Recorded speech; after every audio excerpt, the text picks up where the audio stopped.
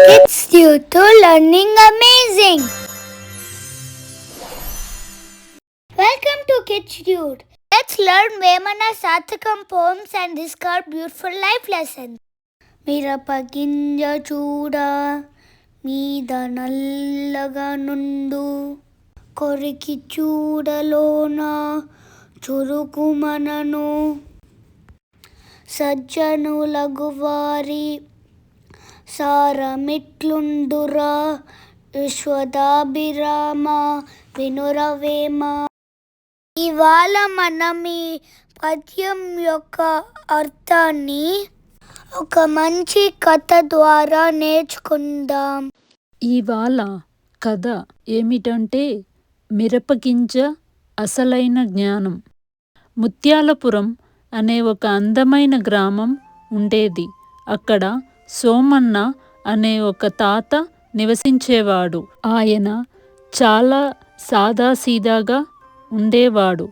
పాతబడిన బట్టలు కట్టుకొని ఊరి చివర ఉన్న ఒక పెద్ద రావి చెట్టు కింద ప్రశాంతంగా కూర్చొని ఉండేవాడు. ఆ తాతను చూస్తే ఎవ్వరికీ పెద్దగా పట్టించుకోవాలని అనిపించేది కాదు.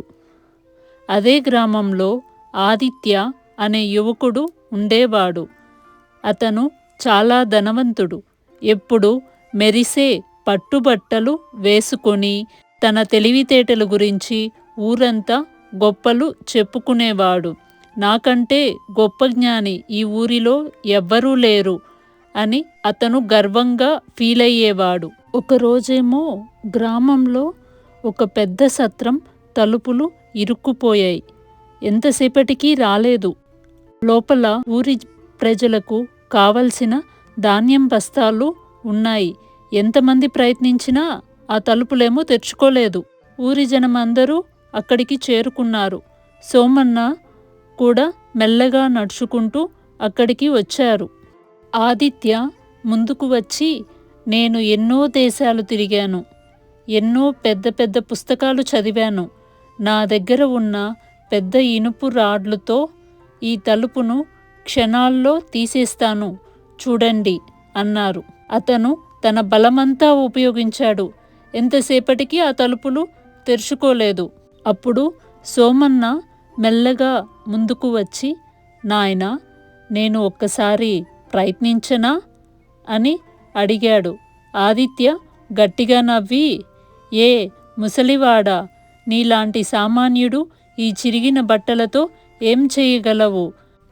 అంతటి గొప్ప జ్ఞానినైనా నాకే సాధ్యం కాలేదు.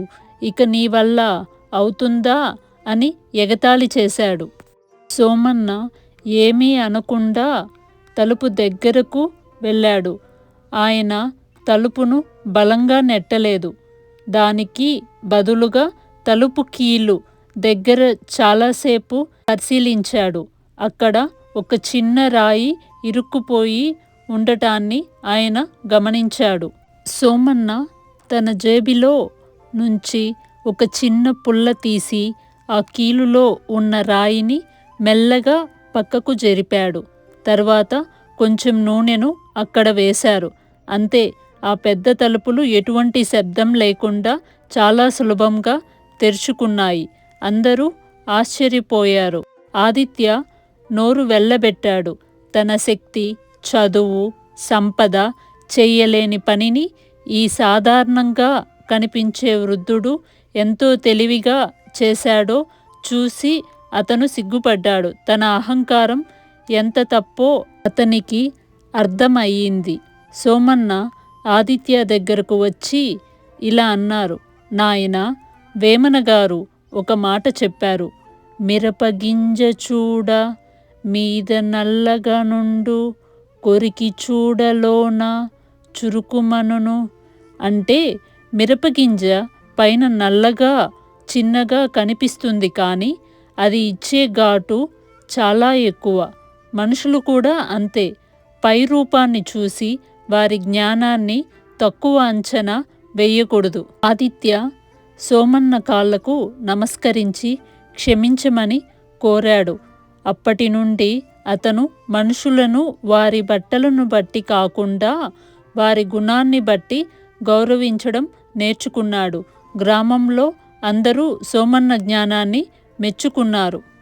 ఈ కథలోని నీతి ఏమిటంటే, మనకు కనిపించే రూపం కాదు, గుణం ముఖ్యం. For more videos, please share, like, subscribe our channel Kids Cute. Bell కొట్టండి టింగ్ టింగ్.